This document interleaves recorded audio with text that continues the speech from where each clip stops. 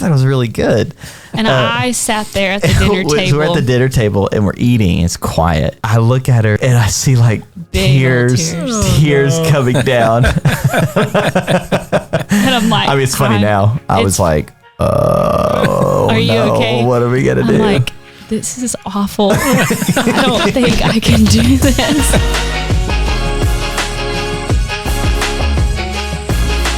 I've got a fun question for you guys. Okay.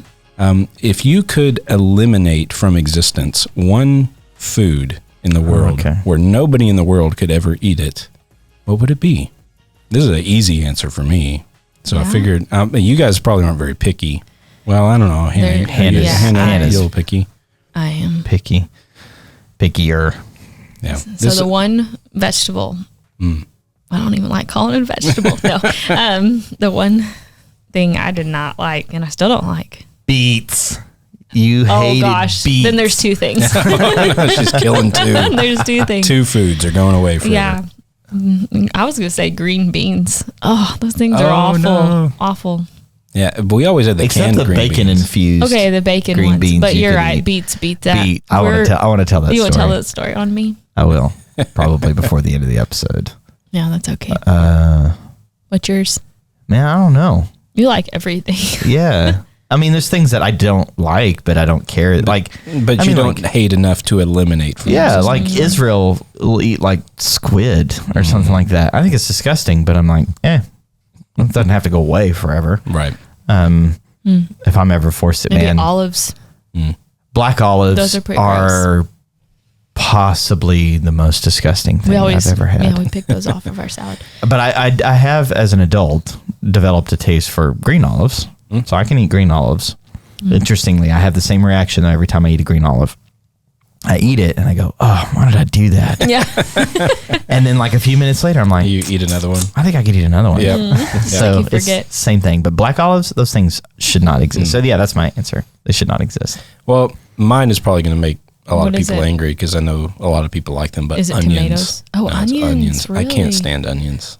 Like it's just one of those flavors that takes over, especially raw onions. Yeah. Oh, no, thank you. Yeah. And the after effect is never positive. No one's ever been like, I smell onions. Yeah. Yeah. It's like, ooh, true. what a lovely flavor you've got there. It's a reason why we we equate BO to a smell of onions. Exactly. Oh. Why would I want to taste that in my meal? Yeah. No, thank you. So onions, you can disappear from reality as far as I'm concerned. I think the world would be fine without you. So, any particular onion or any of them? Well, I mean, you can hide onions and things and, in salsa, I can eat around them. Yeah.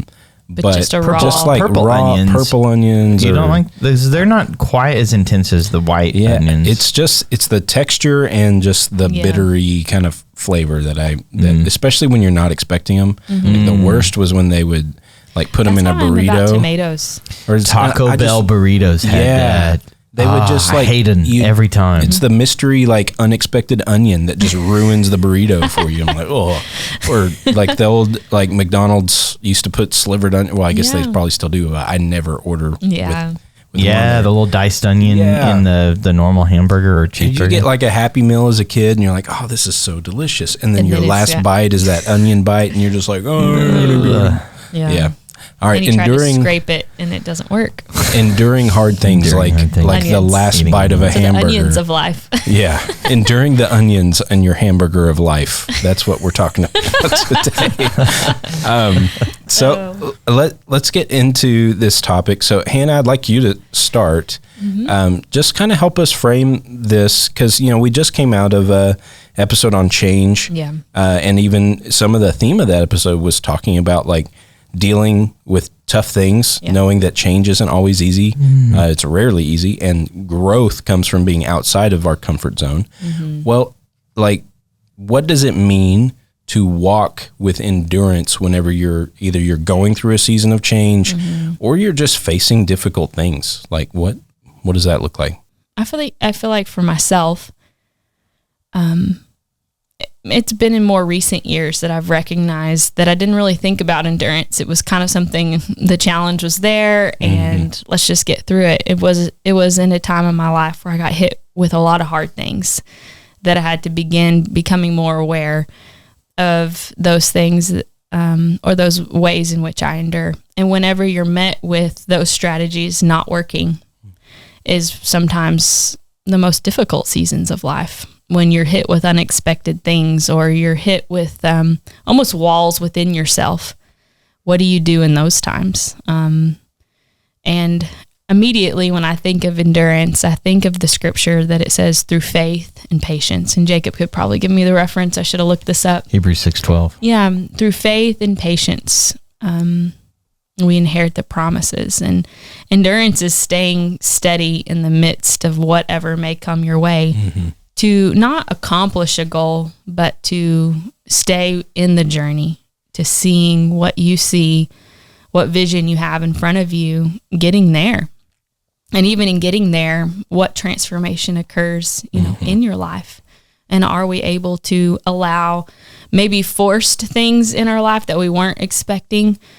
Do we let those get us, small degrees off to where we find ourselves in a really bad place? Or do we let the things that we didn't expect draw us closer to, purpose and calling of, God, you really will never leave me or forsake me. So I don't know. We'll just see what kind of comes out today in the conversation. Those are just some of my thoughts around it. Another lens to look at it through is, just depending on what the situation is, we can handle difficult things in a healthy way or in a not healthy way. Yeah. There you go. In an ideal world, if I'm, at my best, I would like to say I have endurance and I can persevere. But in a lot of times, it's the little things that kind of keep annoying and attacking and coming at me that I'm most tempted at those times not to endure, but to like retreat or just find something to distract me from whatever that is. So often our response. Yeah. And so like just as a personal recent example, so I've been physically not 100% ever since Jubilee. So that's been nearly a month ago. Yeah. I started getting kind of a cough, and you maybe even hear it some in my voice right now, but it's been annoying. It's not been painful. If it was like something traumatic and painful, it's like, okay, I'm just going to buckle down. I'm going to get to, but it's just been just annoying enough. And I actually had a word given to me. Serena was praying for me with a group of people, and she identified it as like this little mosquito that has just been buzzing around and annoying me and just trying to get me off. And when I recognized that this was a strategy of the enemy to just shift my focus away, it was like, and I've just been playing into it. Like I've just been, I haven't recognized it as something that I needed to take a stand and endure against. I just saw it as like this annoying thing that'll eventually kind of go away. But sometimes endurance is about recognizing the resistance that's in front of you, getting focused, recalibrating, and saying, you know what? I'm not going to let this defeat me anymore. I'm going to choose to. A fight kind of rises up in you in that sense when you have that perspective. Yeah. And so that's just, something recently that I've gone through and am still going through, that I'm trying to kind of walk this out. Is like, I'm not going to let this hold me back. I'm not going to sit here and play victim to this stupid whatever it is that's messing with my voice and my head and all of this. It's like, no, this isn't something that I need to partner with at all. I'm going to choose to fight it and to take it head on. Yeah. And I've got some interesting other stories that I can elaborate on that. Maybe in next episode. We've got a surprise guest next episode that I think that story will make sense in that one. Yeah, so there's a little teaser. You better subscribe. You better come back in 2 weeks whenever we post that one. So how about you? Recalibrate the question. What's the question? Well, I mean, what the topic more than a question is endurance. So I'll get the topic. I want to know what. Yeah, is it? Are we in the strategy part of like how we've? Because Hannah's a fighter. She's a fighter.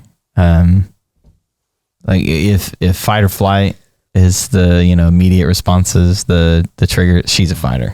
So whenever I feel like fighting, that's when I know I've got to. So you're in a battle and you got to endure. Yeah, I want her to tell more stories on this, because she's got some good examples of, we tend to have a certain strategy, endurance, and just like us as a couple, like that's not unfamiliar for us, like having to endure through things and through each of our stories. But for me, it's always been like the vision in front of me. When I struggle with endurance is when the vision in front of me isn't bigger than the problem in front of me. That's good. When the problem in front of me feels bigger than the vision in front of me, then I just don't have the motivation to endure. And there are plenty of times I do that, that I have this weird little trigger that I can be super motivated, do hard things, endure through challenges, and then like this little switch that's like, I don't care. I'm just going to be lazy. I'm not motivated, and I'm having to learn as an adult, what does that now look like? But I try with, this is what I was just praying a lot through this summer, is like, how do we continue to move forward? Because, we're a couple years into the whole world changing, and it was forced change upon the entire globe, and we're still in the aftershocks of it. It's not necessarily the same level of crisis, even though there's a few groups or entities trying to keep the crisis alive. It's not nearly the kind of crisis. There's plenty of other crises in the world, but it's still not a normal. Whatever the new normal is, it's not there yet. It's still like the world is still recalibrating. Politics is still recalibrating. The role of medicine in the public health is still recalibrating. None of that's been established with the new normal. So in the midst of all that, we're all having to figure out, well, how do we just keep moving forward? And there are plenty of tendencies that people have, is to try to go back to convenience and comfort. And there's other people that is motivated by anger to cause change, to establish again a new normal, or going back to a previous normal. But for me, it's just been, is my vision in front of me bigger than the problem in front of me? And that's not always the case, but usually when I feel discouraged or unmotivated or even depressed or overly sad or sorrowful, that's usually if I wake up to it, because sometimes that stuff, we give into it without even consciously giving into it. It's just kind of happening. When I wake up to it, it's back to, all right, my vision's not clear enough. I'm not seeing far enough out that gives me the motivation to endure. Because I don't know, we're just, at least the two of us, we're both wired to like, don't tell me I can't do something, or don't tell me that's impossible, or just face hardship and challenge with, sometimes it's gritted teeth, but hopefully we're as adults, we've developed that in a faith orientation. That's what I think I read in Hebrews 12, that says, let us lay aside every weight and sin that easily besets us, looking unto Jesus, the author and perfecter of our faith, and let us run with patience the race set before us, or run with endurance the race set before us. To me, that's contingent on the looking to Jesus. So the vision of Jesus in front of me has to be bigger than the problem I'm facing, or otherwise I won't have the endurance to get through that problem or that situation or that challenge or trial. I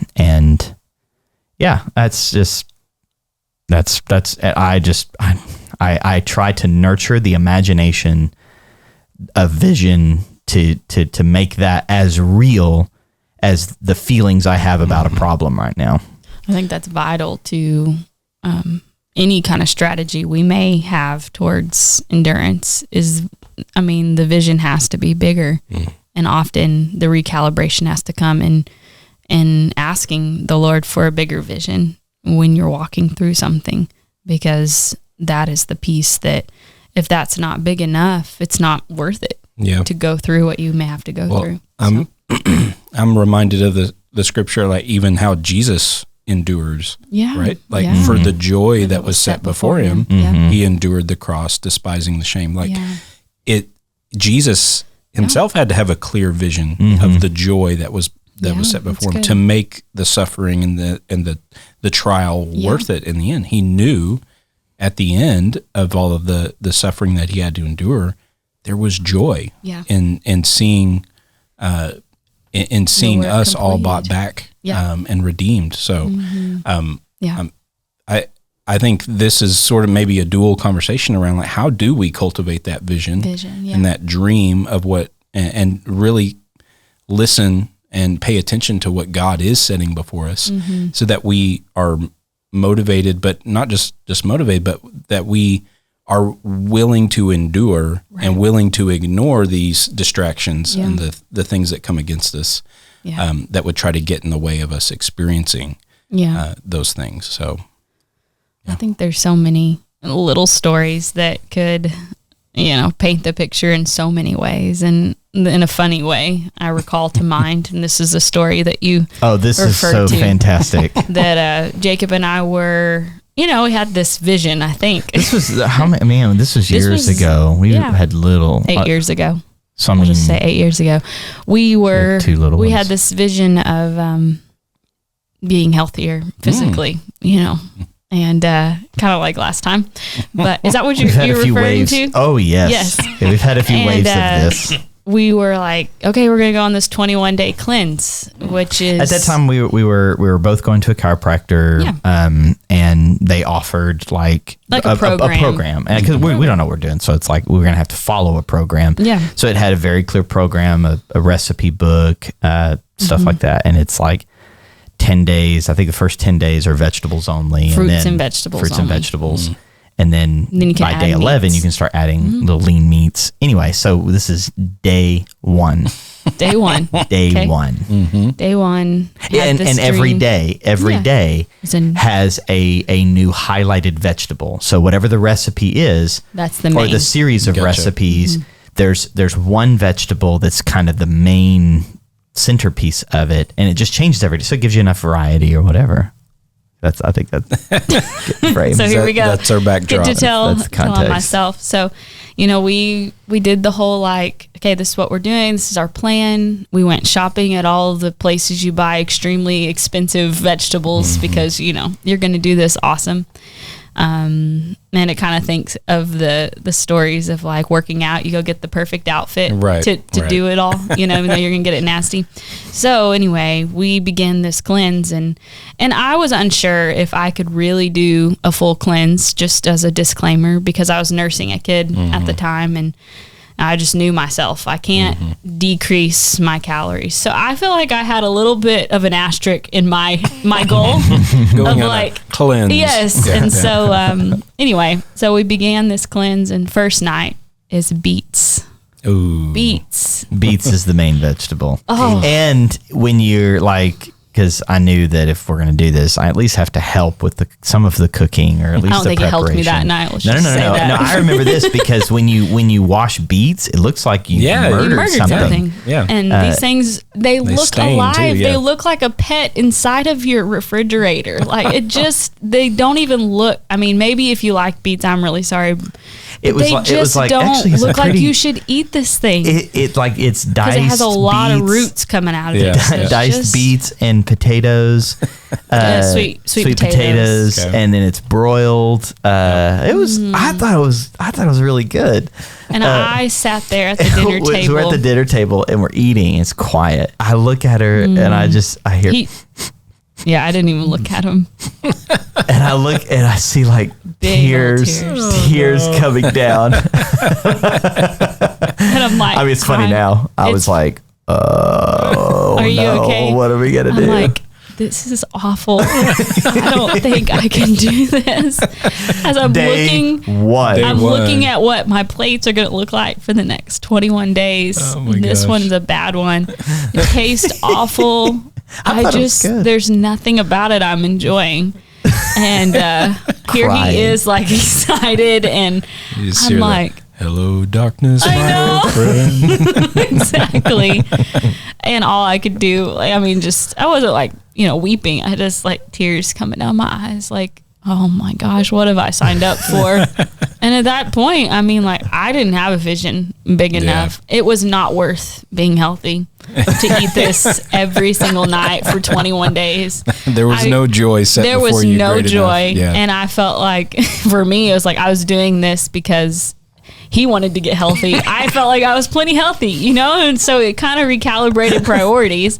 Now, I did how our marriage continue. works. No, I did continue on the cleanse, and I did overcome. So get to the end before the beginning, in the beginning. So I did stay the course. Yeah. But that was a moment of, do I really want? Did y'all make it all 21 days? We did. Yeah. We did. Did you feel fresh and cleansed? I felt fantastic. Yeah, I did have to make modifications again because she had of the to other add meat things. earlier on. And Yeah. And I didn't have to have as much variety in my vegetables and, certain things. So it was modified a little bit. So I still want to do it one day because I'm finally at a point I could do that in my life. But it was a real big moment of, this is not going to be easy. This is not going to be comfortable. I don't like any of it. And yet I got it. I got all the clothes to fit, to get ready, to get fit. And this is awful. But I mean, it was good for me. So I don't know if you want to add to that story. So eating beets is your cold shower equivalent. Yeah. Yes. So you're probably right. I need to add some more beets. Yeah, but you don't want to my eat life. beets every day. That sounds terrible. Yeah. It was just, it was so fun because I'm wired a lot like but when my life mom. gives you beets, like, what do you do? Yeah, you roast them apparently. You beat down by the There you beats of go. life? I'm a lot like my mom, and as a kid, my mom would get on health kicks. And as a kid, you're like so confused. Like, Why is the cereal disappearing why every is the once in a while? cereal gone? And I Why remember do I one time have- we were eating really healthy, and I was at the school cafeteria, and I think it was like a ring pop, something like that, like a candy, just a ring pop. And like my mom came in and just like gave me this like serious scowl. And I'm just like, I'm never doing this again. So I apparently am a lot like my mom. I'll research something, get really intent on it, and then like I'm just doing this. Yeah. And I was a little more bulldozer. Apparently, And in this 7-8 story, years ago. I really would rather not eat anything. Like, let me do a 21-day fast Right. instead of eating what is set before me. And that's just kind of how I cope. That was one of my strastrategies. Is Right. like, Just let me avoid it. Just I'm go. gonna have to go to prayer to get through this. So yeah, certainly. That's funny. Well, you mentioned something like this is a recent revelation to me, and I'm still learning how to walk this out. But that thing that you talked about, where it's like, I get the information on something, and then I'm just going to get rid of everything else and just do that. I was in one of our prayer services, 10 Days of Prayer, and I was annoyed at myself because I wasn't able to. I was feeling frustrated with my ability to do something every day. Like the monotony of doing the same thing every day, not the prayer service, but just in general. Like I can endure for a season, and then it just gets monotonous and tedious and bored. I'm like, why am I wired like that? What is that? And God just revealed some things to me about my personality and how I can get obsessive about new things. And he's like, what if that's not a liability, but you're pointing it at the wrong thing? Like, what if your tendency to find a new thing and to just really dive in and get obsessive about it? What if you pointed that at me? Yeah. Or what if you applied that to your scripture reading or things like that? So one of the things I've been trying to do is, instead of having a read the Bible in a year plan, I'm doing 90 days, but I know I'm not going to hit every day. And so I'm intentionally trying to to jump in and do a lot because I have the motivation to 'Cause do a you're- lot kind of have that obsessive infrequently. personality. Yeah. And then I'll take like a day or two and I'm like, okay, I'm starting to feel like the monotony, but like, oh no, I'm Now going to you're get gonna behind. jump I'm right going back in it. to Yeah. jump back in. And so like on my Sabbath days, when I'm doing Sabbath properly, I'll have like 4 or 5 hours of just listening to scripture. Like I've made it all the way through Genesis and like in a shorter period of time because I'm into the story and I'm like, and so one of my coping strategies, That's that's cool. what it is Yeah. like figuring out how do I hack that part of me Yeah. that tends to jump in and try good. to apply it in a positive direction, and rather than having it be a liability that keeps me from, That's good. doing other things. So I haven't totally integrated that yet, but I was telling that to my life group, and I think they were somewhat encouraged by it because I'm like, I tend to be a bit obsessive about new things, and I have to figure out like I can just be annoyed at myself and just frustrated, or I can allow the Holy Spirit to transform that part of me and maybe direct it in a positive way. And so anyway, that's something I'm working on. No, that's really cool. That's a lot of the same way I see in one of my kids, to where I've always said, and be careful of my words, but there seems to be an obsessiveness. Like he'll go through like 6 months of being into something and just always trying to gauge what is that obsession and helping him find his way of walking that out with the Lord. So I think that's good. That's a cool revelation. So, It's like it more stories. can be an asset if God's using it. Yeah, no, absolutely. So, yeah, it's good. There's just we don't need to underestimate how the modern world has formed us, specifically formed our expectations of what reality is, and how God and his kingdom do not always follow suit with cultural realities or cultural conveniences. We have to think about how, 2-day free shipping, fast food drive-throughs, pickup orders, mobile pickup, DoorDash, all those kinds of things. Like, there's nothing inherently wrong with any of those conveniences, but everything in our life has some kind of impact on us and is shaping us in some way, shapes our expectations, shapes the way we think. And so it would not be hard to project onto God what our consumer-oriented framework culturally is onto God and his kingdom and the fulfillment of his promises. That just simply because I believe, trust, pray, God has to do it, and he's got to do it in 2-day free shipping, or I get my money back. Yeah, and so we like the conveniences of the modern world in the West has made us impatient. Like there's very few things. The basics of living do not require a significant amount of patience. Now, interpersonally is where the patience gets mostly developed, but we got online dating, and developing romantic relationships is as easy as making sure you put your profile very specifically in a scientifically based algorithm will match you with your perfect match. And so even like this expectation that developing an intimate relationship can be put on the fast track because we got science and 2-day free shipping. And so like we have to recognize, again, the conveniences of the modern world. There's nothing sinful about DoorDash or 2-day free shipping. Right. What we have to recognize, though, is we are becoming the kind of person who have expectations. That's good. That if we project those onto God, it will not fit in our small boxes. He will not allow the fulfillment of his promises to just be on our own cultural expectations. There's some things that there can be an immediate result. We do believe that when we lay hands on the sick, we believe they can and will recover. And many times it can happen instantaneously. However, the scriptures are clear. Hebrews 6, 11 and 12, but verse 12 says that we're not to be sluggish, but that through faith and patience we inherit the promises. that it's we believe, and it's not an incantation that if we say the words right, God has to deliver immediately. No. We believe, we trust him, and then we're patient to see the manifestation of it, because the fulfillment of God's promises is not just about an end result. It's also the process in which the promise comes to fulfillment.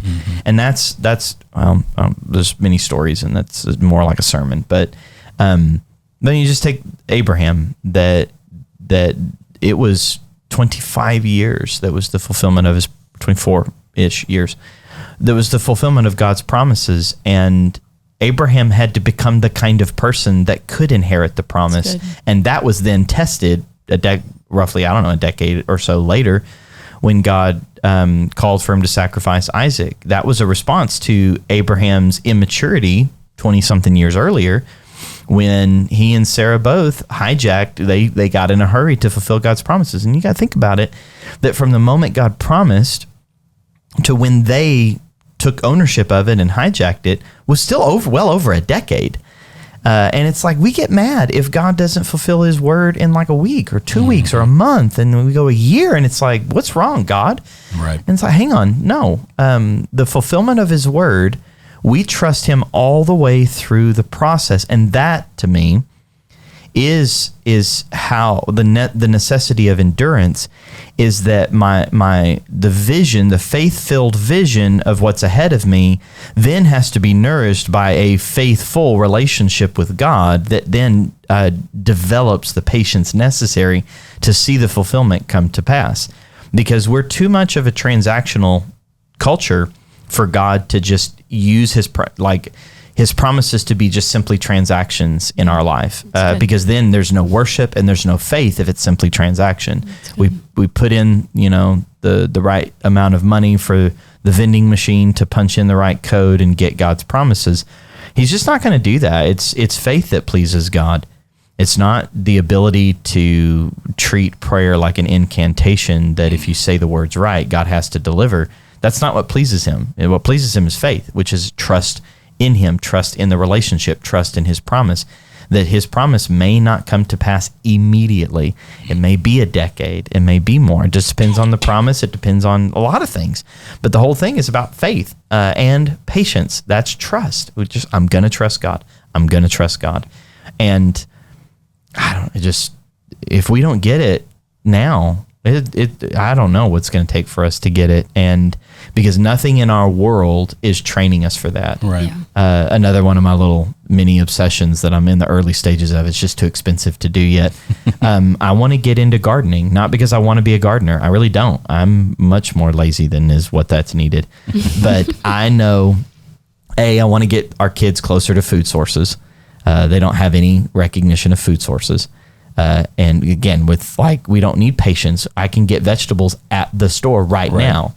I can get milk right now. And when, supply chain issues happen, all of a sudden that gets disoriented and we don't know what to do. And we all freak out and go, anytime there's a storm, we go buy bread and toilet paper and what do we get? What is it? Bread and bread and milk and bread. Yeah. Around here, I don't know what it's like in other parts of the world. Anytime there's about to be a storm, a freeze, a tornado, it doesn't matter. Gotta get those necessities. The chili. Milk and bread. Leave this. So I want to get our kids closer to food sources. That's one. But the other thing is I want to teach them how the process works. That much of the analogies used in scriptures of the fulfillment of God's promises are agrarian in context. And so I want to practice that myself, that what it takes to pay attention to the seed and the soil, what it takes to weed the garden, how to be patient for the harvest, how to fine tune, how to maximize the harvest, and then when things don't go well, what to do about it, and then be able to be generous with the extras that come. There's so much we all can learn for something as simple as gardening. The work it's going to take to process that it's like, I cannot make a seed turn into, a vegetable or a fruit, but I have a part to play in that fruition. And that's like, there's no works that can make God do something. We're not legalists. You can't make God do something, but it isn't that you have no part to play. You do have to water the soil. You do have to weed the garden. And in our lives, we have to water the soil of our own heart, our own expectations, our own trust, the relationship.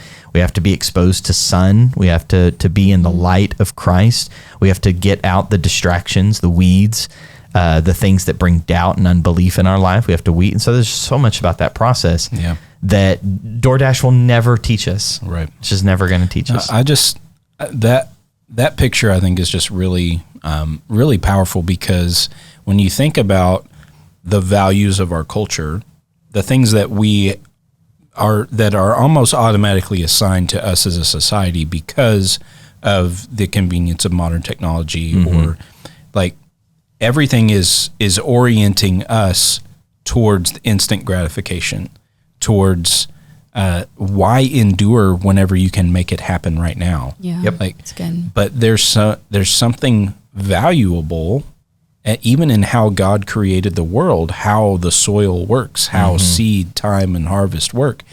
He knows in his wisdom that endurance has to be baked into life. Yeah, like there's something not just right, but deeply meaningful and fulfilling about seeing a harvest come, about going through the effort and the work to till the ground, to prepare, to plant the seeds, to do all of the things you need to do, and then to have that reward at the end of actually being able to, have a harvest on that. And what you do with that when it comes to you is also part of endurance, because you have to know, okay, I've got this food, but for me to have more food in the future, I need to take some of this and plant it again. Yep. I need to take some of this and give it to my neighbor, so that if I'm ever at a place where I don't have food, maybe they'll give me food.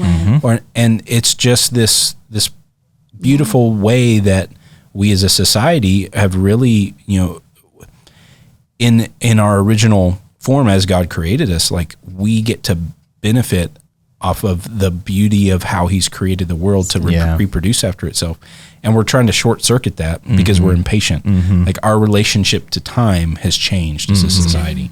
We've tried to get more of it by bypassing all of the in-between times that are actually deeply meaningful over a long period of time. And then we're frustrated whenever things take a large amount of time, but we have little appreciation for the things that don't. Like there's the cheaper something is, like the more fleeting it is, the less valuable it is, the less impactful it is. And it's only the things that last a long time or take a long time that we really find value in, because there's meaning that's kind of embedded into it in that process. And so endurance, yes, I think it's about facing hard things and being able to have patience and endure, but I think it's also like a part of the journey itself, is like part of the transformation journey that we're all on requires time.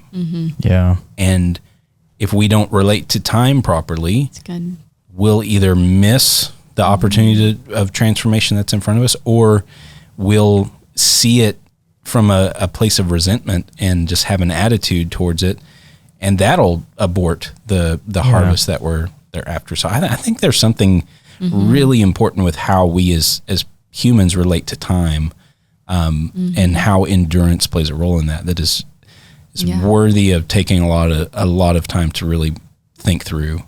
So I'm early in the stages of learning to run. Again, I'm preparing to climb a mountain, so I'm pushing myself, and because this is how me and I'm wired, I'm gonna watch YouTube videos on running, and I'm gonna read a book on running. And so I started looking at like marathon runners and long distance runners, because I'm not built to be a sprinter. There's nothing about my frame that is ever, even at my peak health, could be a sprinter. So endurance is gonna have to be one of them. How I'm running. So I've just been knowing that I'm run, and I'm just like, there's got to be some things people have learned, and very long story short, even the book I'm reading, I'm listening to a book on running while I'm running. that one's like fun. while you're actually running. Yeah, I got my listening to a headphones in. book. I'm listening to a book about running. That's one way to do it. And the only connection to this whole context, there is when it comes to long distance running, and these are like ultra marathoners, like 100-mile type things, or a tribe in Mexico that's like they're like running is just, it's about the love of running. Like you have to love it, Right. to be good at it. And that like when money and sponsorship and gets too ingrained, it's interesting. People's like long distance running has this like peaks and valleys in American society, and the peaks of when it's like popular is in, well, usually after hardship. So like after 9/11 was one of the biggest peaks of people being interested in long distance running. But when it becomes commercialized, interest actually goes down, and It's like it sucks the meaning out of it. Wow. and the people that are the best at it usually are not the ones that are sponsored or have sneakers or deals. Those exist, but it's people who just love to run. And I mean, you could be listening to this and it's like, what idiot on the planet would love to run? And I will say, I've been there, I've been with you. There's even a proverb, I probably should have looked it up. It says something to the effect of, a fool runs when no one's chasing. So I was like, I ain't no fool. Yeah. But there's so far as I've been running, there's so many corollaries to the way I'm having to lead people, and the way my relationship with the Lord manifests is that learning how to identify my body, where my body's at, and then what happens in my mind when certain things happen in my body, like I want to quit, and I don't have to quit. Well, I'm an adult. I'm a grown up. There's no reason why here at 5:30 in the morning I have to be out running. So as an adult, I can go back inside and I can go back to sleep. Or I ran a mile, no big deal. I finished that.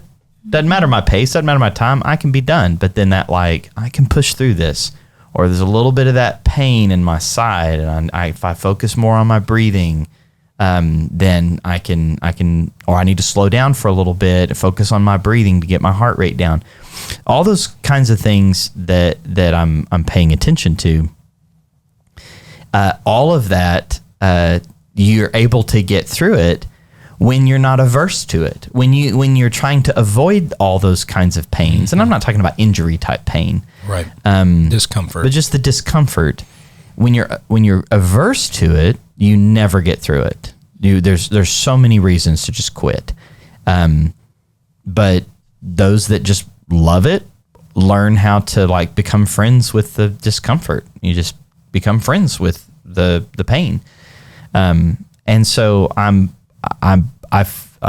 told her, like, when I get back from backpacking, and I think I'm going to stick with some of this, not all of it, but I think I'm going to stick with some of this because this is teaching me some things about just endurance that I don't think I'll ever be a marathoner. There's nothing in me that like has this desire to run a marathon, but there's so many things currently running that I remember having to think through when we were believing for Urias's healing.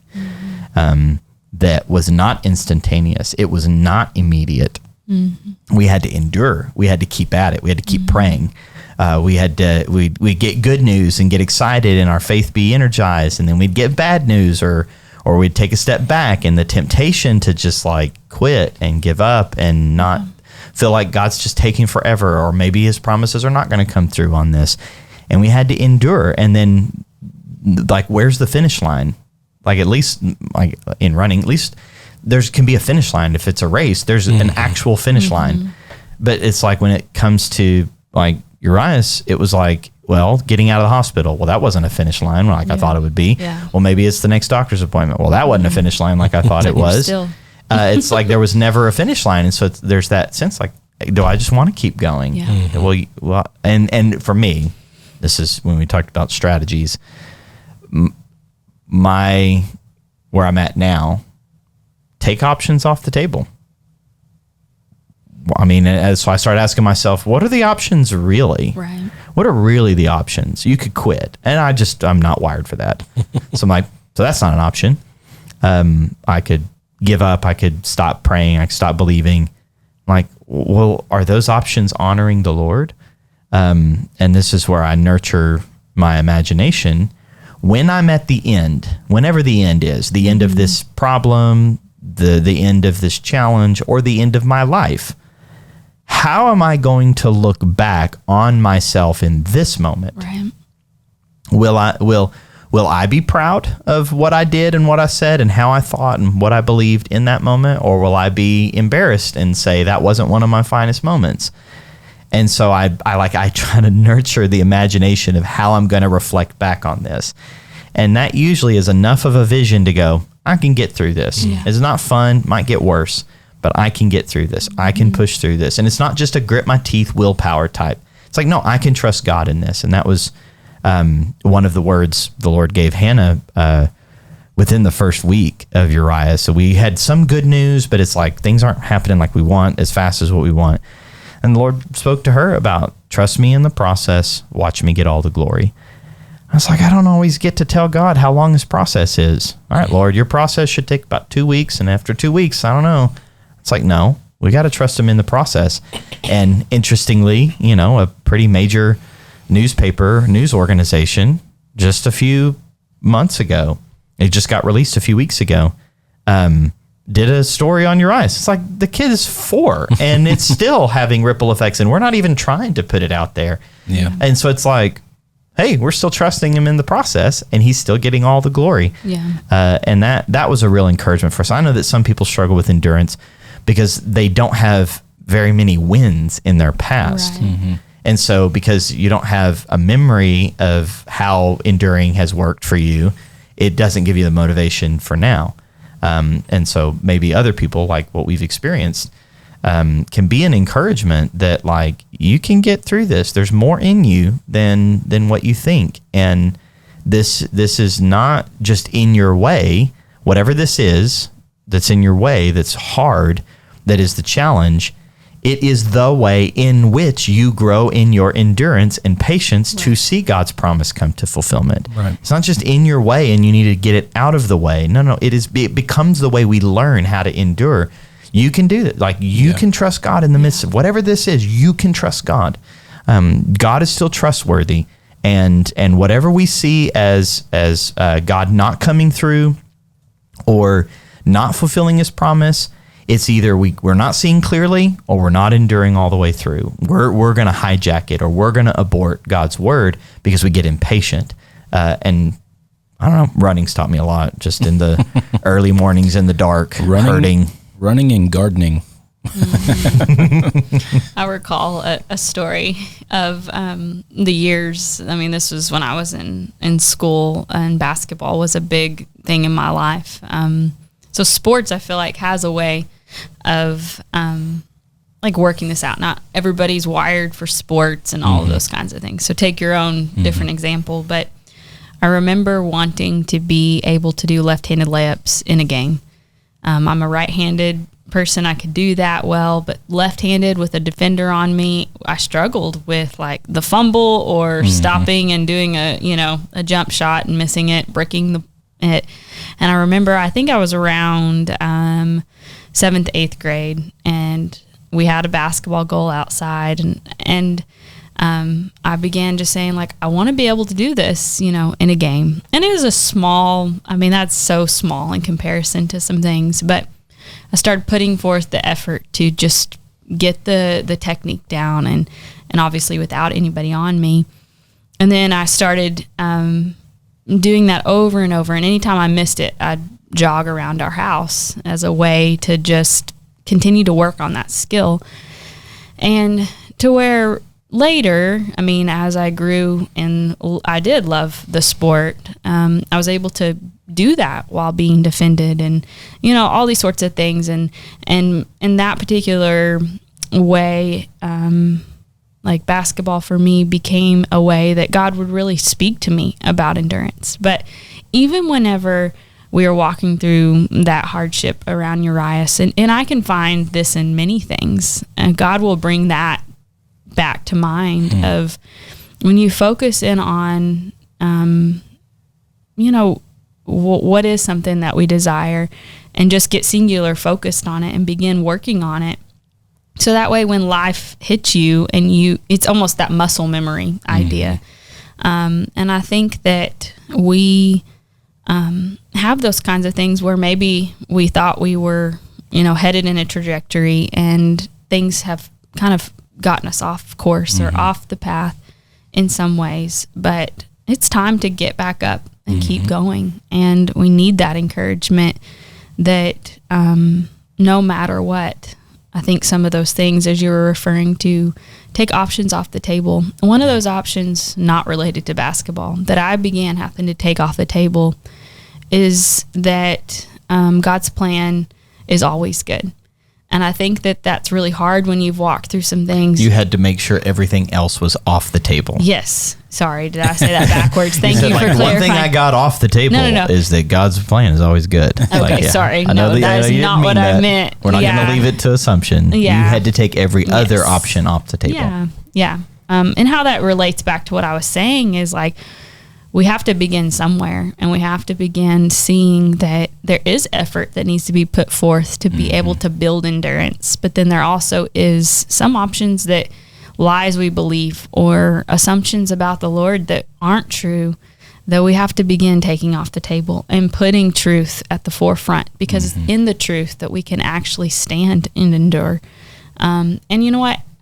There is many circumstances that it's like, well, my spouse did end up dying, so how can you say, God is good? But the thing is stay in the journey and continue to look to the Lord, in whatever ways that you can recall the faithfulness of God. So, that's kind of going really dark really fast, but I don't know. My point in that is just saying that it's so important to become very focused in on what are the things that I do take off the table, and then what are the things I'm standing in, so that way I can endure. Go ahead, Josh. I was just going to say, I think that whenever people experience disappointment or loss or things like that, the reaction to that pain often is to put a lid on your dreams or to suppress your vision, because you're not afraid of your vision coming true. You're afraid of it not coming true. Yeah. And so as an excuse, it's a response and reaction. Yeah. Because between now and a dream coming true is a whole lot of endurance, no matter what the dream is, no matter what the vision is or the calling, whether short or long, between now and it being a reality is endurance. And I think sometimes our temptation is because subconsciously we know that there's pain in between now and there, or there's something to endure, that we intentionally keep our dreams or our visions suppressed or low to mitigate the pain of what we might have to go through, whether we believe we'll be disappointed or we'll, but it's all a response that comes out of fear. And what we were repeatedly encouraged with, even at Jubilee, and as we're in the middle of Project Big and all of these things, is like we have our ability to put limits on what God can do. Like there's nothing God can't do. Absolutely. And so we have whatever we think is like a big dream right now. God is going to show how small that is 10 years from now. Yeah. But it's part of the journey. Yeah. And if God showed us everything that he had for us, or is in our future, or is part of that dream that he wants us to take hold of, it would cripple us because we're too fearful, and we have to endure and learn to endure from here to this point, so that we have the strength to endure from there to the next point. And I think that's how God likes to work with us, is knowing that there is time in the middle of all of these things. If he gave it all to us all at once, we wouldn't be able to handle it. Right. Yeah. But because part of the seeing that dream fulfilled is not just it taking place. It's the change that has to happen in us from now to then. There's this delay, this delayed gratification. There's this endurance. There's this season of development and transformation we have to go through to become the kind of person that can participate in the fullness of what it is that God has for us at that point. Right. And so I think those two things are so interwoven and related. And we like to think, everything's a Disney movie, and, just if, vote for Pedro, that's not a Disney movie, but vote for Pedro. If you vote for me, all of your wildest dreams will come true. Like that sort of just everything's going to happen. And it's all magical. Like sometimes things do happen quickly, and sometimes things do happen really quickly. I just said that again. I just repeated myself. But for us to be the kind of people with the character it takes to sustain a vision long term and to take it into the next thing, endurance from now till when it happens is the missing piece. Yeah. And we have to be willing to go through that. Yeah. I mean, God is just much more concerned about the person we're becoming than he is about nearly anything else. That is what he's after, is us being conformed into the image of Jesus. That is our destiny. That's Romans 8:29. That we're to be, that is his plan for us. So why would he not construct a universe that's about, with as fallen as it is, that would bypass that? That is what he's after in the fulfillment of his promises. Yes, he's going to fulfill his promises, but the person you're becoming is more important to him, because who you are is what goes into eternity. Dallas Willard would say that the only thing God gets out of your life is the person you become. Wow. And are we the kind of person that can handle God's blessing, God's promises? And the truth is probably not. And so everything is about the formation of our character, and part of the character of Christ is endurance. It's just no shortcut to it. There's no way around it. And so whatever we are facing, even if it's just abject boredom, can we endure? Can we grow as the kind of person who can endure difficulty and challenge and develop patience? Patience is not, you're not going to get an anointing of patience. You're not going to get in a prayer line and receive the gift of patience. It is not a gift. It is a fruit. It has to be developed. And so everything in our life is developing something in us. And are we allowing it to develop Christ-like character, which includes patience and endurance? Who we become is who God receives. That's good. Wow. Well, on that thought, thank you for enduring this episode. There you go. I really found this helpful. This helped confirm some things even that I've been trying to unpack after Jubilee. So I just want to encourage you, if this spoke to you and it ministered to you, let us know. Leave a comment. We'd love to read that and respond to that. Just a reminder that if you want to help produce the episodes of these podcasts and keep them going, there is a link in the description where you can donate and just show your appreciation that way. We really appreciate that. I don't think there's anything else other than the normal, like, subscribe, and share that we say every single time. Leave us a review. We haven't seen a new review in a while, so if you write one, it'll be sure to be read on a future episode. So we would love to see that. So thank you once again for joining us, and we'll see you next time.